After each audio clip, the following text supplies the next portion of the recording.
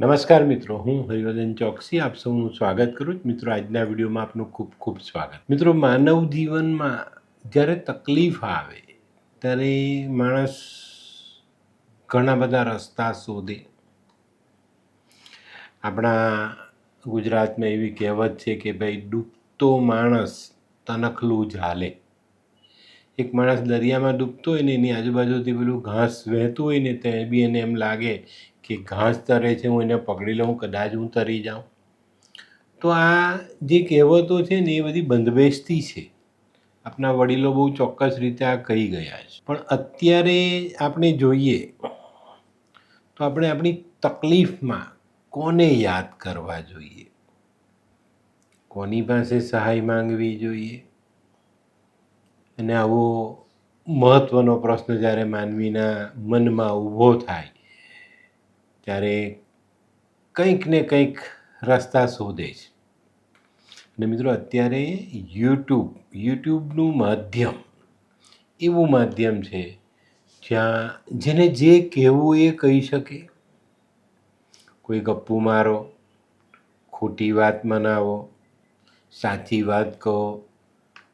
સાચી વાત તો કોઈના ગળે ઉતરતી નથી. તો અત્યારે પૈસો કમાવો જ તો બાપરે, તમે યુટ્યુબ ખોલો તો 1000 વિડીયો મળી જાય કે આમ કરશો તો પૈસા આવશે, આમ કરશો તો આ થઈ જશે, રાતોરાત તમને ઘણી બધી સહાય મળી જશે, ઘણું બધું કામ થઈ જશે, કોઈ વિઘ્ન નહીં આવે ને રાતોરાત કહેવાવાળા કહી દઈશ, અમે લખીને આપીએ છીએ કે આટલા પૈસા આવી જશે. તો આ શું, અત્યારે યુટ્યુબના માધ્યમમાં ઘણા બધા લોકો એવા છે જે આપણને ભરમાવે છે. દુનિયામાં ભગવાન છે, ગ્રહો છે, દેવી દેવતાઓ છે, ચોક્કસ. અને મિત્રો, આપણા હિન્દુ ધર્મમાં આ બાબતની બહુ મોટી જાણકારીઓ છે, આપણને ખબર જ નથી અને આપણે એની પાછળ દોડીએ જ. કંઈ મળતું નથી, પણ આપણે આપણા હિન્દુ ધર્મના જે પ્રતીક છે, જે ચિહ્નો છે, એને ઓળખવાનો ક્યારેય પણ પ્રયત્ન કરતા જ નથી.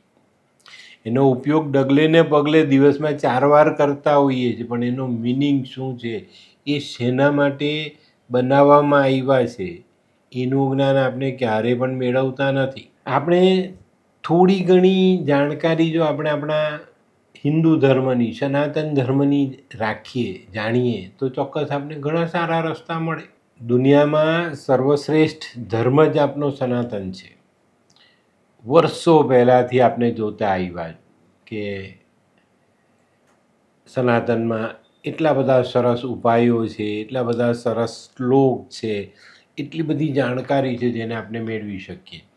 હવે આજે આપણે ટીવીનો ઉપગ્રહ દ્વારા પિક્ચર જોવાનો, મોબાઈલમાં વિડીયો કોલ કરવાનો, આ બધું જોઈ રહ્યા છે.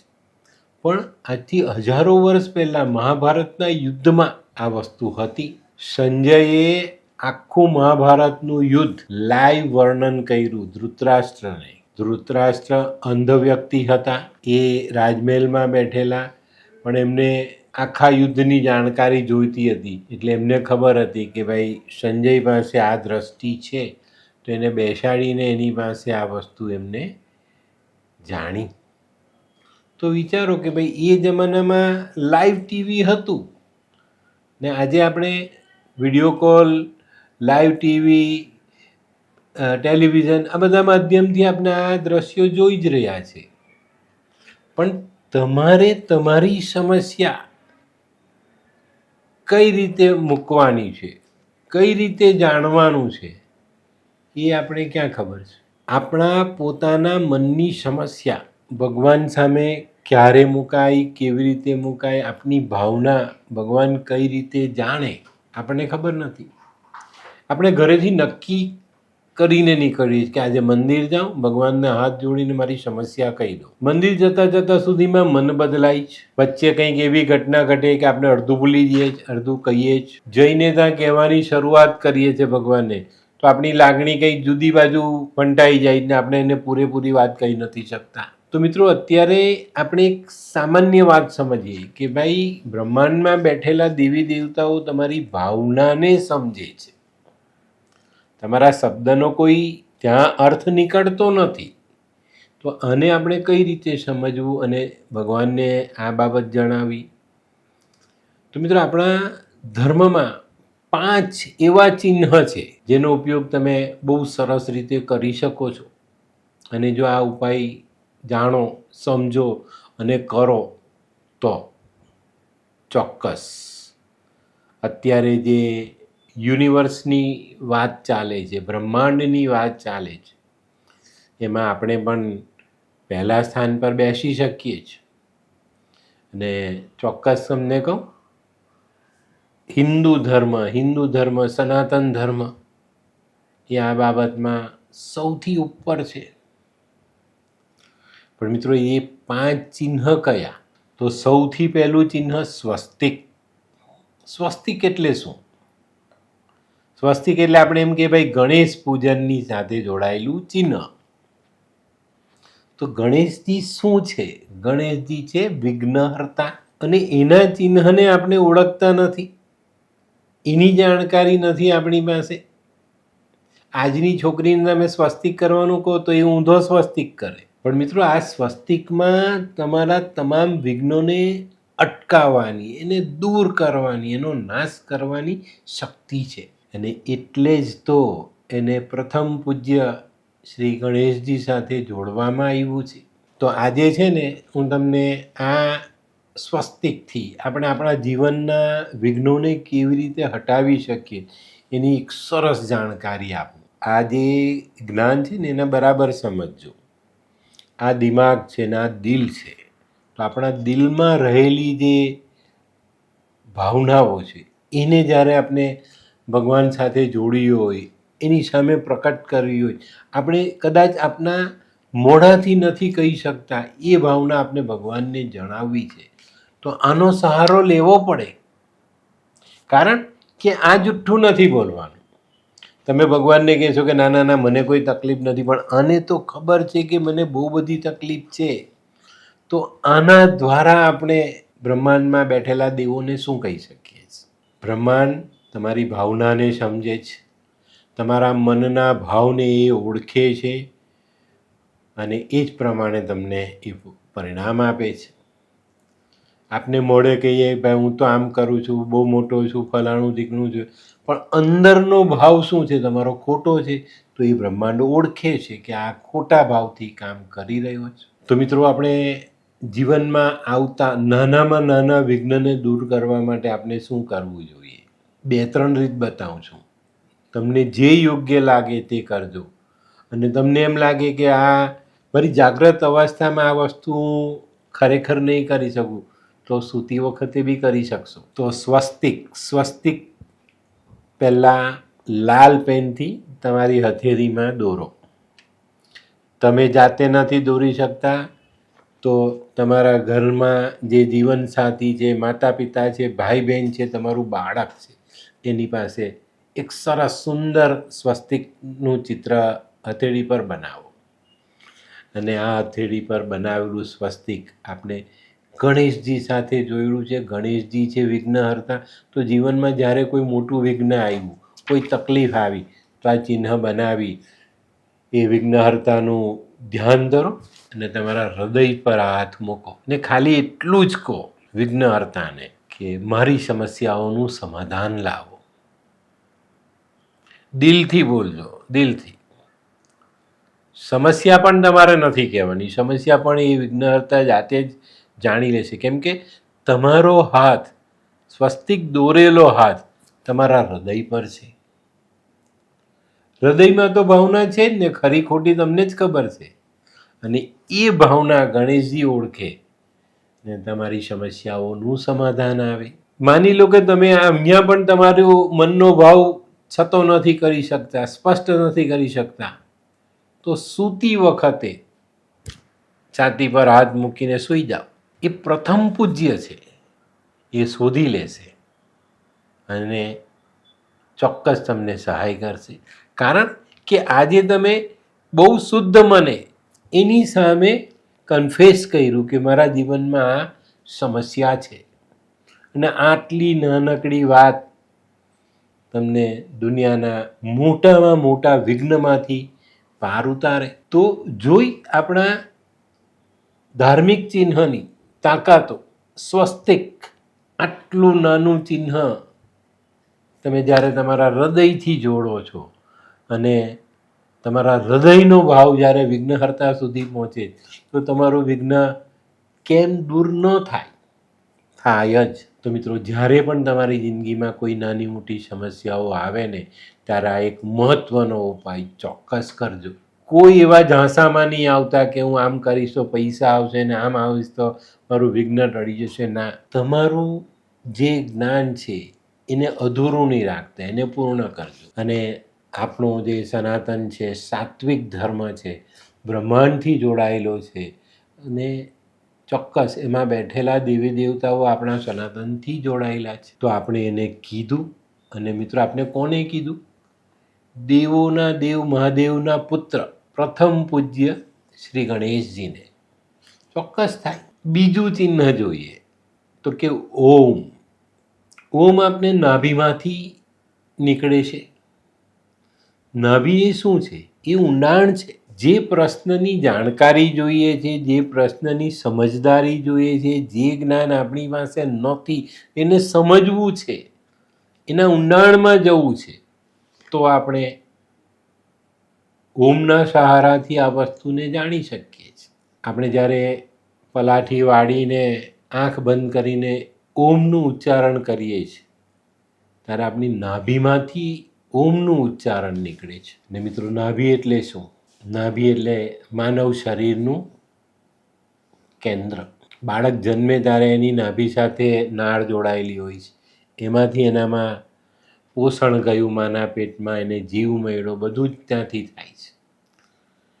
તો આ ઓમનો ઉપયોગ આપણે જીવનમાં કોઈ પણ સમસ્યા છે જેમાં સમજણ નથી પડતી, જ્યાં આપનું જ્ઞાન પહોંચતું નથી, આપના વિચાર પહોંચતા નથી, આપણે ત્યાં સુધી વિચારી નથી શકતા, ત્યાં આ નાનકડો ઓમ તમને લઈ જાય. આપને ઓમનું ઉચ્ચારણ સાંભળીને ત્યારે પણ આપનું મન ઊંડાણમાં ચાલ્યું જાય છે. તો જીવનમાં એવી કોઈ સમસ્યા છે જેને આપણે સમજી નથી શકતા, એને સમજવી છે. કોઈક એવી જગ્યા પર ફસાઈ ગયા જ્યાંથી નીકળવું છે. કોઈક એવી ઘટના ઘટી છે જે આપણે બહુ જ પાછળ લઈ ગઈ, અથવા બહુ ઊંડાણમાં આપણે પાછા ચાલી ગયા. આવા બધા સમયે જો તમે હાથ પર ઓમ લખીને હૃદય સાથે મૂકીને કહો છો ભગવાનને, કોને? દેવોના દેવ મહાદેવ. ઓમથી મહાદેવ જોડાયેલા છે. આપણે આ કહી દઈએ છીએ અને ચોક્કસ તમને તમારી સમસ્યાનું સમાધાન આ દેવોના દેવ આપે.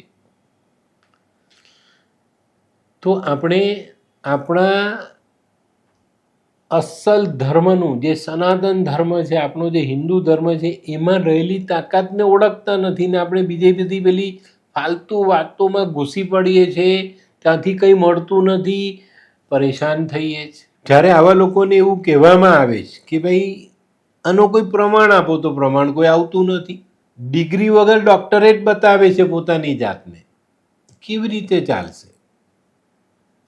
તો ઊંડાણમાં જવા માટે, ઊંડાણને સમજવા માટે, આપણી જિંદગીની ગહેરાઈ જે છે, ઊંડાઈ છે, એને માપવા માટે આપણે ઓમનો સહારો લઈશું. ભગવાનનું ધ્યાન ધરતી વખતે હાથ મૂકી શકો છો. તમારા મનને શાંત કરીને એની પર હાથ મૂકીને તમારી મનની ભાવના એક પણ શબ્દ બોલ્યા વગર દેવોના દેવ મહાદેવ સુધી તમે પહોંચાડી શકો છો. ચોક્કસપણે તમે કરીને જોજો, તમને ખ્યાલ આવશે કે ના, મારી જે વેદના હતી, મારી જે પ્રાર્થના છે, મારો જે વિચાર છે, એ કુદરત સુધી મેં એક પણ શબ્દ બોલ્યા વગર પહોંચાડ્યું. જ્યારે આવી વાતો દેવી દેવતાઓ સુધી પહોંચે, બ્રહ્માંડ સુધી પહોંચે, એનું પરિણામ આવે છે. કારણ તમે સ્પષ્ટ થઈ ગયા. નિર્મળ મનથી કરેલી પ્રાર્થનાઓ જીવનમાં ક્યારેય ફેલ નથી જતી. આ અનુભવ છે. જ્યારે પણ આપણે એમ વિચારીએ ને કે ભાઈ આમ છે, તો એનું એક મહત્ત્વ છે, પણ એને કયા સમયે કઈ રીતે મૂકવી એ તમે સમજો, વિચારો તો ચોક્કસ ફાયદો થાય. હવે બ્રહ્મ મુહૂર્તમાં જ્યારે આપણે આવી પ્રક્રિયાઓ કરીએ છીએ ત્યારે બ્રહ્માંડથી સીધા જોડાઈ જઈએ છીએ. આપનું બોલેલું, આપનું વિચારેલું બ્રહ્માંડની ઉર્જા સાથે જોડાઈ જાય છે ને એનાથી જે ફાયદો થાય છે એ બીજી કોઈ જગ્યાએથી મળી શકે એમ છે જ નહીં.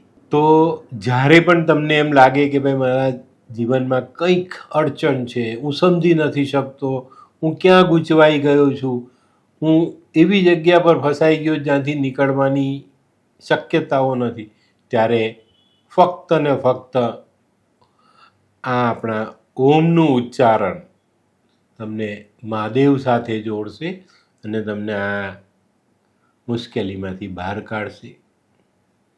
હવે મિત્રો, ત્રીજું જે આપનું ચિહ્ન છે ત્રિશૂળ. ત્રિશૂળ એટલે રક્ષા.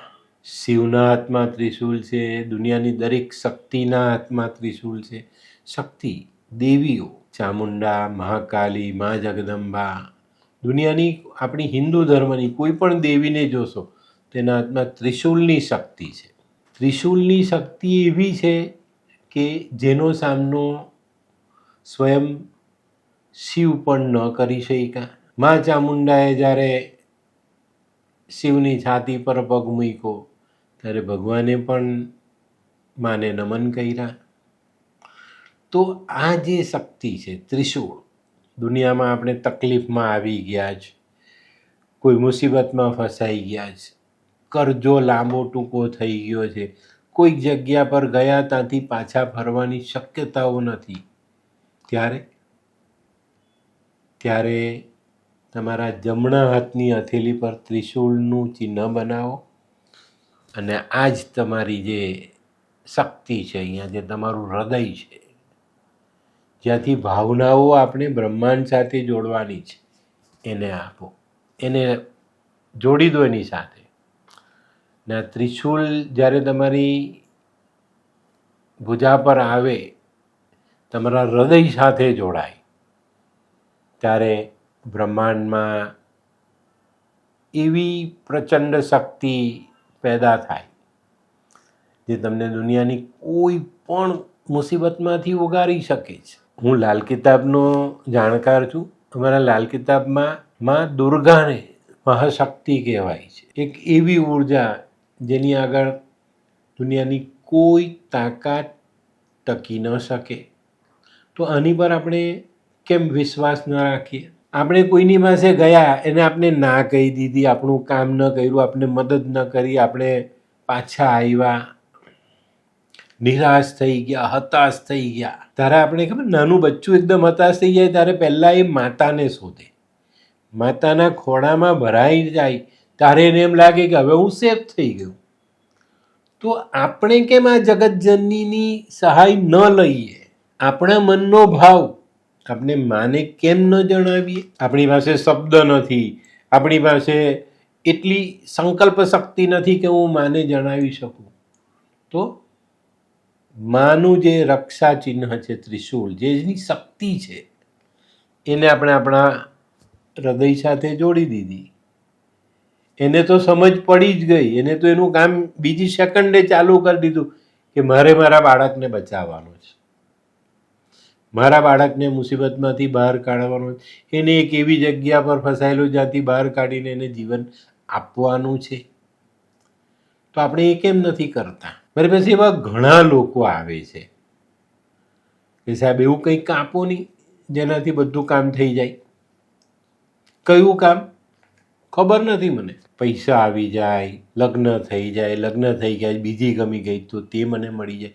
આ તમારું કામ નથી અને આ દેવી દેવતાઓનું બી કામ નથી. તમારી ભાવના જેટલી ચોખ્ખી એટલું જ પરિણામ શુદ્ધ અને સાત્વિક મળશે. તરત મળે, તરત ચોક્કસ મળે. અમે જોયા છે આવા બનાવો, અમે જીવનમાં જોડેલા છે આ બનાવોને. તો મિત્રો, જ્યારે પણ તમને એમ લાગે કે હું સુરક્ષિત નથી, મારી પર ક્યાંક ને ક્યાંક કંઈક તકલીફનો છાંયો છવાયેલો, તે દિવસે આ ત્રિશૂલ જોડો, શાંત મને બેસી માને પ્રાર્થના કરો, હૃદયથી પ્રાર્થના કરો. જો તમારાથી એક પણ શબ્દ ન બોલાય ને તો નહીં બોલતા, બસ ખાલી હાથ ધરી દો. તમારા અંતરની ભાવના ઓળખવાની તાકાત એની પાસે છે અને એ ઓળખી લેશે. તમારે એને કંઈ જ કહેવાની જરૂર નહીં પડે. એ ઓળખી લેશે, તમને એમાંથી બહાર બી કાઢશે અને જીવનને સફળતાપૂર્વક પાછું આપશે તમને. ઘણી વાર એવા માણસો મેં જોયા છે, નાની સરખી વાત આવે, ઘણી વખત આવે મારી પાસે બેસે, 4 સવાલ કરશે ને પછી રડશે. અરે ભાઈ શું છે સાહેબ, સુસાઇડ કરવો છે, આપઘાત કરવો છે, મરી જવું છે, મારે દુનિયામાં નથી જીવવું. પણ શેના માટે? તને એક અમૂલ્ય જીવન આપ્યું છે, જે જગતજનની છે, તેને તને એક અમૂલ્ય જીવન આપ્યું, એને વેડફવાનું છે, એને બરબાદ કરવાનું છે? ના, ક્યારે પણ નહીં.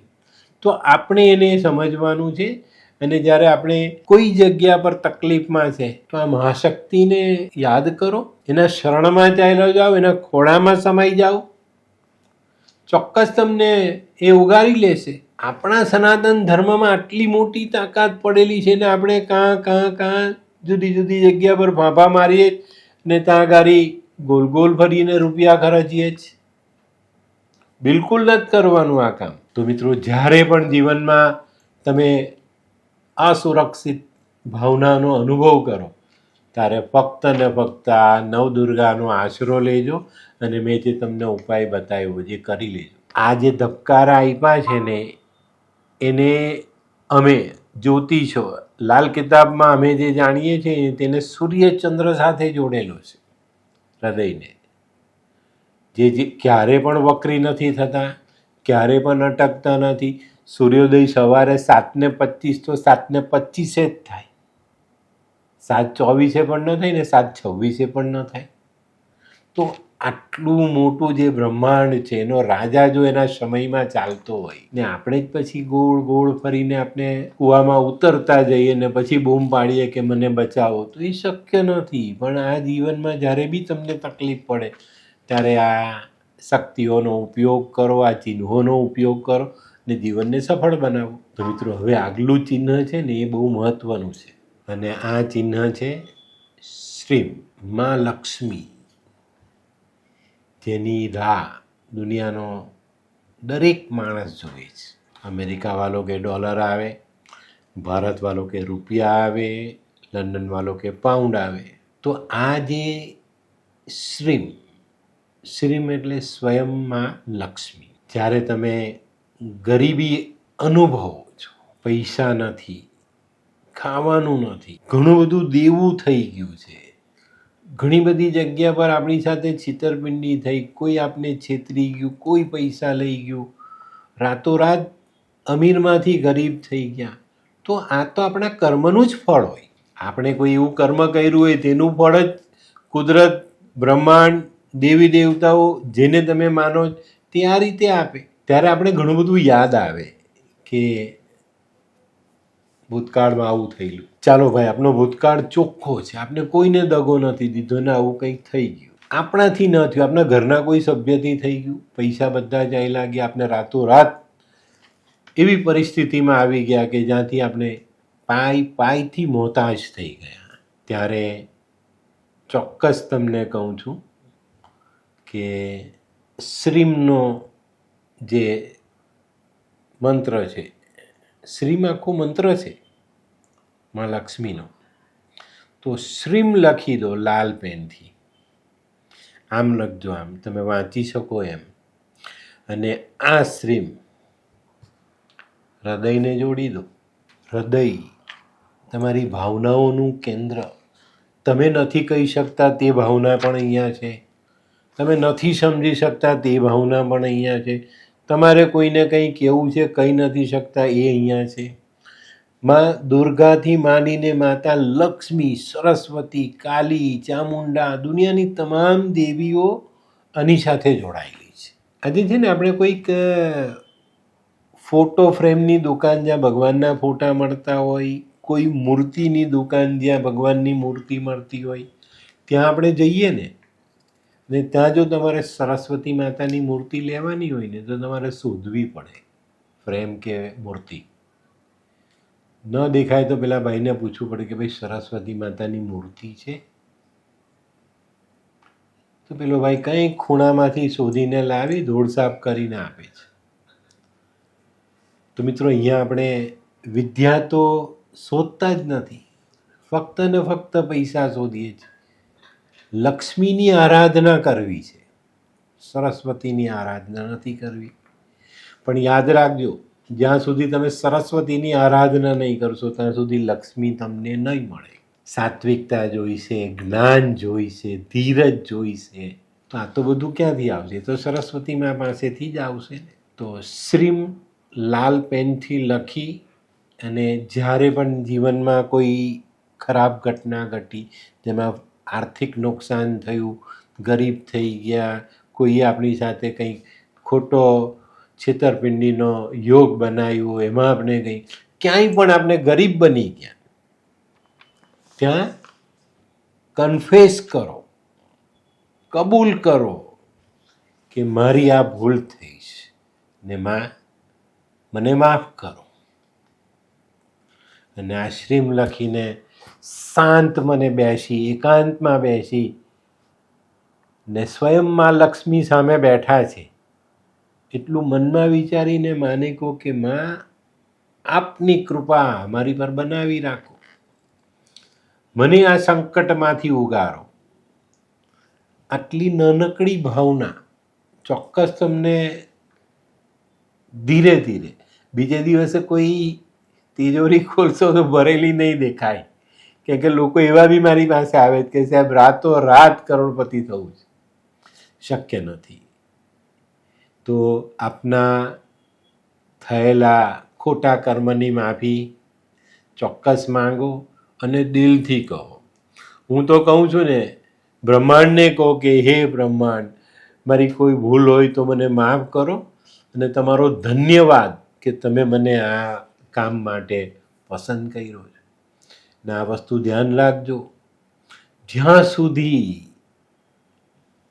આ લેવલમાં બેઠેલા જે બ્રહ્માંડમાં બેઠેલા જે દેવી દેવતાઓ એની મરજી નથી ત્યાં સુધી તમને આ કામ માટે પસંદ બી નહીં કરે. અત્યારે જો તમે આ વિડીયો સાંભળતા હો ને તો માની લેજો કે બ્રહ્માંડે તમને પસંદ કર્યા. આપના સનાતન ધર્મની એક એવી કૃપા છે જે તમને પ્રાપ્ત થઈ અને તમે આ વિડીયો સાંભળો છો અને આમાંથી બહાર નીકળવાના રસ્તા મેળવો છો. તો મિત્રો કેટલી સરળ વાત છે, આપણા ધર્મમાં કેટલી મોટી તાકાત છે, પણ આપણે એને ઓળખતા જ નથી, આપણે એને જાણતા જ નથી. તો આ જે વસ્તુ છે, જ્યારે તમે માં લક્ષ્મી પાસે, જેને આપણે શક્તિ કહીએ છીએ, નવદુર્ગા જગતજનની કહેવાય, એની પ્રાર્થના, એના શરણમાં બેસીને આપણે જ્યારે માને કહીએ કે માં મને તકલીફ છે. આપણે એક બાળકને જોઈએ, ખબર, એક માં પોતાનું કામ કરે છે ને એક બાળક રડતો રડતો આવ્યો તો માં બધું કામ મૂકીને પહેલાં એને લઈ લેશે. શું થયું દીકરાને? તો તમારી ભાવના પણ એવી હોવી જોઈએ કે ના, મારી માં છે, આ જગતજનની છે, મારો ખ્યાલ આ જ રાખશે. અને આટલી નાની ભાવના જો તમારા મનમાં પણ શુદ્ધ ભાવનાઓ જોઈશે તો ચોક્કસપણે તમને એની સહાય મળશે. અને દુનિયામાં ગમે એટલી મોટી તમે આર્થિક નુકસાની કરી, તકલીફમાં છો, બીજી રીતે કોઈ તકલીફમાં છો, તો આ જગતજનની, આ માતા લક્ષ્મી તમને સહાય કરશે.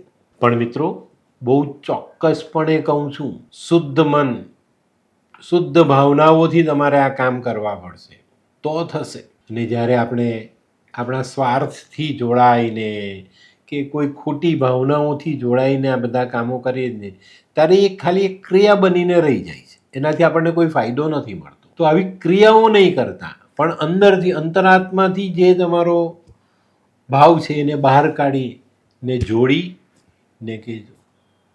હવે આ જે ભાવનાઓ છે ને, મેં તમને કીધું તેમ તમે કરી શકો તો એ પ્રમાણે શાંત બેસીને કરી શકો. અને જો એ માણસ બ્રહ્મ મુહૂર્તમાં આ કામ કરી લઈને એના માટે જીવનમાં કંઈ બાકી રહેતું નથી. અને જો તમને એમ લાગે કે ભાઈ હું પથારીમાં પડ્યો છું, મને ઊંઘ આવે રહેલી છે ને હું આ એ કરું, તો ફક્ત છાતી પર હાથ મૂકીને સૂઈ જાઓ. જેમ પેલો ડાક્ટર એનું સ્ટેથોસ્કોપ મૂકીને તમારા ધબકારા જાણે છે, આ તમારા હાથથી આ જગતજનની, આ મા લક્ષ્મી તમારી દિલની વાત, તમારા મનની ભાવનાઓ જાણી લેશે અને એ કરશે. એની વ્યવસ્થા એને કરવાની છે. તમે તમારા મનની ભાવનાઓ એને કહી દીધી, દિલથી કરી દીધી, નિખાલસ ભાવથી કરી દીધી, ચોક્કસ તમને એ આપશે. પણ આપણો ટ્રસ્ટ છે ને જમતો નથી. આપણે ભગવાનને પ્રાર્થના કરવા જઈએ કે મારું દુઃખ દૂર કર, આમ ફરીએ એટલે કે આ કરશે કે નહીં કરશે. આ મંદિર આવ્યો અહીંયાથી બીજા મંદિરે જઈએ, ત્યાં બી કહી દઈએ, અરે ભાઈ એની કોઈ જરૂર નથી. તમારો વિશ્વાસ જેનામાં છે એની પર ભરોસો રાખો. જેમ એક બાળક પોતાની માતા પર ભરોસો રાખે છે કે આ વ્યક્તિ મારી માં મારા માટે ક્યારેય ખોટું નહીં કરે, તો આ તો જગતની જનની છે તો એની પર તો આપણો ભરોસો હોવો જ જોઈએ. સાહેબ, આ બધી ભાવનાઓ છે ને અમે અનુભવેલી છે, મેં જોયેલી છે. આપણા વડીલોને જોઈશું ને તો ખ્યાલ આવશે. એ લોકો આજે પણ એનો સહારો લે છે અને દિલથી કહે જા કામ થઈ જશે જા. આજે આપણે એક સંત, મહંત, કોઈ પણ જાણકાર માણસ પાસે, સાધુ સંત પાસે જઈએ છીએ ને જ્યારે નમીએ છીએ ત્યારે આશીર્વાદ આપે છે, કલ્યાણ થજો, જાઓ, સુખી થાઓ. બધી જ રીતે જે તમે આશીર્વાદ માંગો એના મનમાં છે તમને આપવા જેવા એ આપે છે. તો એ ક્યાંથી આવ્યા?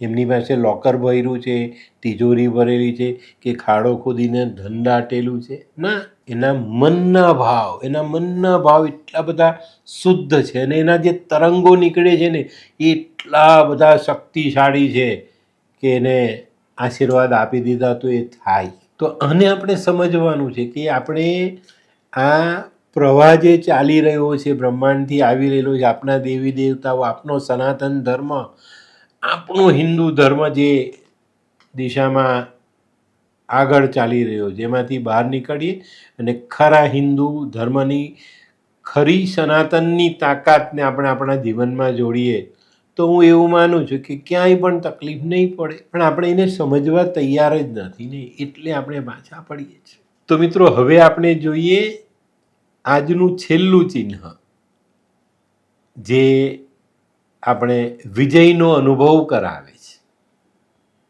અને આ છે ધજા. ધજાનું ચિહ્ન આપણે જોઈએ ને એટલે આપણે એવું લાગે કે ભાઈ આપણે તો આમાં વિજયી થયા. આપણા અસલના જમાનામાં યુદ્ધ, મહાયુદ્ધ કે કોઈ સારા પ્રસંગો કે કોઈ રાજાની સવારી કે કોઈ મહંતની સવારી, કોઈ બહુ મોટા સિદ્ધ પુરુષની સવારી નીકળતી ત્યારે એમાં ધજાનું મહત્ત્વ હતું. અને એ ધર્મની, એ પંથની કે એ રાજાની કે એના કોઈ મંત્રી સંત્રીની જે ધજાઓ હતી એ અલગ અલગ હતી. અને એ ધજા પરથી નક્કી થતું કે આ માણસ કેટલો પરાક્રમી છે, એને કેટલા યુદ્ધ જીતેલા છે, એનામાં કેટલી શક્તિ છે, એની પર કયા કયા દેવો મહંતોની ને એની કૃપા છે. ચોક્કસ મહાભારતમાં અર્જુનના રથ પર હનુમાનજી હતા. અર્જુને દુર્યોધન સાથે બેસીને માંગવાનો સમય આવ્યો તો દુર્યોધને ભગવાનની આખી સેના માંગી ને અર્જુને ભગવાનને માંગ્યા. ત્યારે દુર્યોધનને એવું થયું કે આ કેટલો મૂર્ખ છે, એક વ્યક્તિ માંગ્યો અને મેં તો આખી સેના માંગી લીધી, તો હું તો મજબૂત છું. પણ એને ખબર નહોતી ને કે એને શું ગુમાવ્યું છે. એટલે તો ભગવાને પહેલાં જ કીધું દુર્યોધનને કે હું જ્યાં બી જઈશ પણ હું હથિયાર નહીં ઉઠાવું. અને હથિયાર નથી ઉઠાવવાના એટલે દુર્યોધન કહે કે આ માણસ મારે તો કંઈ કામનો જ નથી ને લડવાનો તો છે નહીં. તો એને ભગવાનના બદલે ભગવાનની સેના માંગીને ભગવાનને તથાસ્તુ કીધું. અર્જુનને જે જોઈતું હતું તે મળી ગયું, દુર્યોધનને જે જોઈતું તે મળી ગયું અને ભગવાનને જે જોઈતું હતું તે મળી ગયું. ને અર્જુનના રથ પર હનુમાનજીની ધજા હતી. હનુમાનજી સ્વયં બિરાજમાન હતા. તો એ ધજા જે છે ને એ તમારી વિજયની પતાકા કહેવાય. મિત્રો, જીવનમાં ઘણા બધા એવા પ્રસંગો છે જ્યાં ધજાનું મહત્ત્વ છે. આજે આપણે દ્વારકા જઈએ તો ત્યાં ધ્વજાનું મહત્ત્વ છે. ડાકોર જઈએ ત્યાં ધ્વજાનું, શ્રીનાથજી જાઓ તો ત્યાં ધ્વજાનું મહત્ત્વ છે. તો આ બધી ધજા એટલે શું? ધજા એટલે વિજય પતાકા, જેના વિજયનું પ્રતીક કહેવામાં આવે છે. દુશ્મન દેશ આપણે જીતી લઈએ તો આપણો ધ્વજ ત્યાં લહેરાય, ખ્યાલ આવે કે ભાઈ હવે આ પ્રદેશ આ રાજાના તાબામાં છે. તો આપણે કોઈ પ્રદેશ નથી જોયું તો કંઈ નથી જોયું, પણ જ્યારે આપણે આપણા જીવનમાં કોઈક જગ્યા પર એમ લાગે કે ભાઈ હું પાછો પડી રહ્યો છું, ત્યારે કોઈ સારા ચોક્કસ એવા ઘણા બધા આપણા દેશમાં સ્થાનો છે જ્યાં ધજા ચડાવાય છે. ત્યાં ધજા ચડાવો. તમારા હાથ પર ધજાનું ચિહ્ન બનાવી એને દિલ પર મૂકીને કહો કે મારે આ જંગ જીતવો છે, આ વાત જીતવી છે, પૈસા પામવા છે, રાજ કરવું છે, સત્તા મેળવવી છે. આ ધજા તમને ત્યાં સુધી લઈ જશે. તમારો આત્મવિશ્વાસ બહુ મજબૂત જોઈશે તો તમે આ કરી શકશો. પણ આપણે છે ને એને બિલકુલ પણ સમજતા નથી, ક્યારે પણ એ નથી કરતા. ધજાની લંબાઈ પહોળાઈ, એની પર મુકાયેલું ચિહ્ન, એની સાથે જોડાયેલી જરીની બોર્ડર, ધજાનો કલર, આ બધી વસ્તુ મહત્ત્વની છે. આનું જ્ઞાન મેળવશો અને જોશો, જાણશો તો ઘણો બધો મોટો ઇતિહાસ છે. પણ આપણે તો આપણી જે જીત છે, જે મેળવવી છે, જે કરવું છે, જે પામવું છે, એની અરજ ઉપરવાલાને મૂકવી છે, એની પાસે એના આશીર્વાદ માંગવા. તો હાથ પર દોરેલી ધજા હૃદય પર મૂકીને હૃદયના જે ભાવ છે એ બ્રહ્માંડમાં બેઠેલા દેવોને પહોંચાડી દો, શક્તિઓને પહોંચાડો. છે આપણી દેવીઓ એ મહાશક્તિ છે.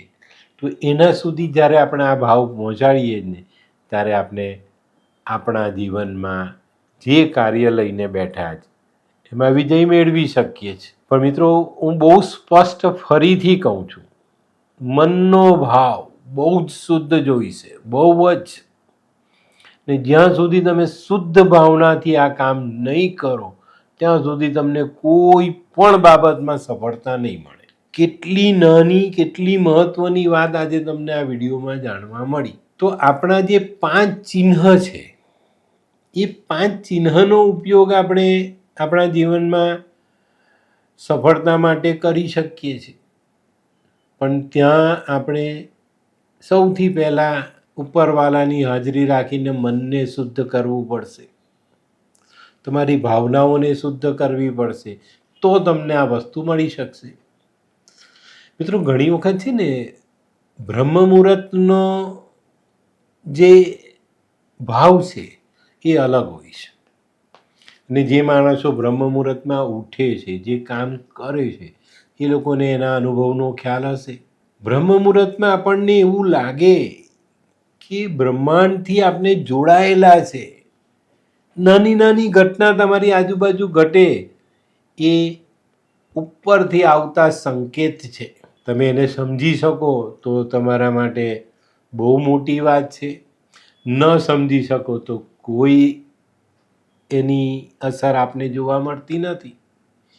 પણ શુદ્ધ મનથી કરેલી આવી પ્રાર્થનાઓ આપણા જીવનને ખરેખર ખૂબ સફળ બનાવે છે.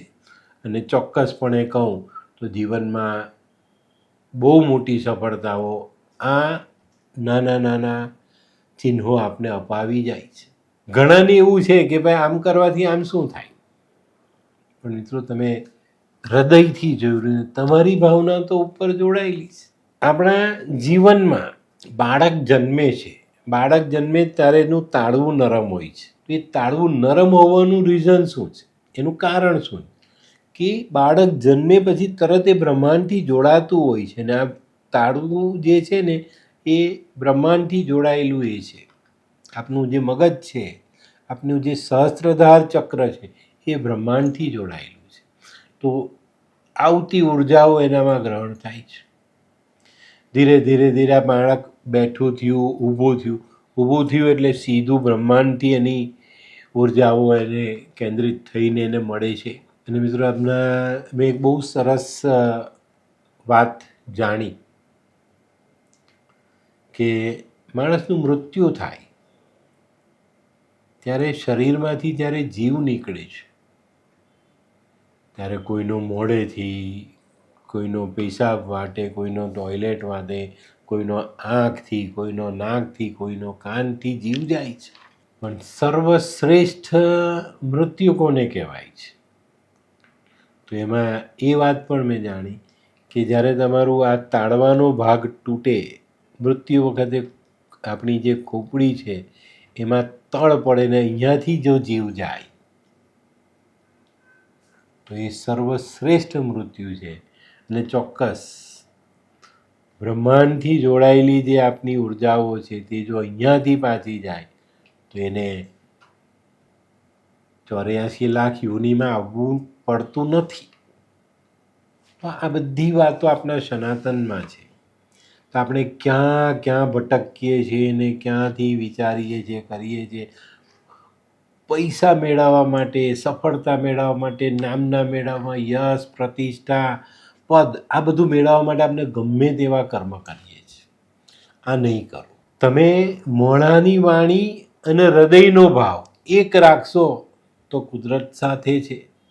પણ આ બંને ભાવ જુદા પડે જ ને ત્યારે કુદરત તમારી સાથે નથી. એ ચોક્કસ ધ્યાન રાખજો. પછી તમે બ્રહ્મ મુહૂર્તમાં બેસીને કામ કર્યું, આખી રાત બેસીને કર્યું, એકાંત જગ્યામાં કર્યું, મંદિરમાં કર્યું, અગાસી પર કર્યું, સ્મશાનમાં કર્યું કે જંગલમાં કર્યું, કોઈ કામ તમને આમાંથી કામ લાગતું નથી. તો મિત્રો આ એક બહુ નાનકડી વાત હતી.